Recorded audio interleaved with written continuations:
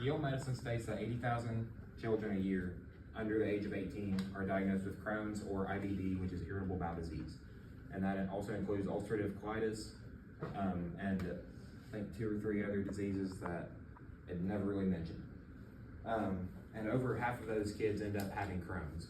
And you know, what is Crohn's? Why is it such a bad disease? Well, it's an autoimmune disease where your white blood cells eventually end up attacking your large intestine or your colon, and that ends up inflaming your colon so much to where you can't absorb any nutrients. And of course, since it's an autoimmune disease, your immune system's weakened, so you're getting weaker by your immune system not working, and then also you're not able to absorb any nutrients at all. And for some people, as much as getting the flu can end up taking them out and killing them just because they have this disease. At the moment, there is no cure, and it's really not making too much progress right now. The disease was first discovered in 1932 by Dr. Burrill Crone and 2 other doctors. One of them, I think he ended up dying a couple years later after they found the disease.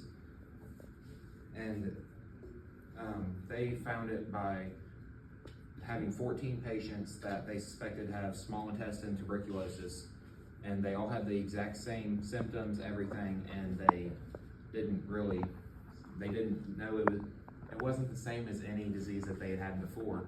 So they ended up calling it the new disease after Dr. Crone, who was the leading doctor in the study. But the Crohn's and Colitis Foundation was founded in 1967 by Erwin and Suzanne Rosenthal, William and Shelby Modell, and Dr. Henry Janowitz. It was founded after Erwin's wife, Suzanne, was diagnosed with Crohn's. She had lost her job because she's going to the bathroom too much during her job because it gives you raging diarrhea. And William and Shelby Modell, their son, had ended up getting Crohn's, and I think he was 13 at the time. And they were all in the same hospital at Mount Sinai Hospital in New York. And Henry Janowitz, he's kind of in there just because he's like the leading researcher in that group of 5. So why should we donate to it, right? I mean, 80,000 people doesn't really sound like an awful lot compared to other diseases. But like imagine every meal you ate, you were throwing up, having diarrhea, your stomach hurt, and you were just really weak feeling all the time. You get pushed away by your friends because anytime you try to go hang out with them, well, he's in the bathroom for an hour and a half every time we go out to eat. And like some people, like Suzanne, she ended up losing her job because of this disease. Some of the other effects are them being malnourished and getting arthritis and a whole slew of other things. But the Crohn's and Colitis Foundation is here to help children with Crohn's and any sort of IBD.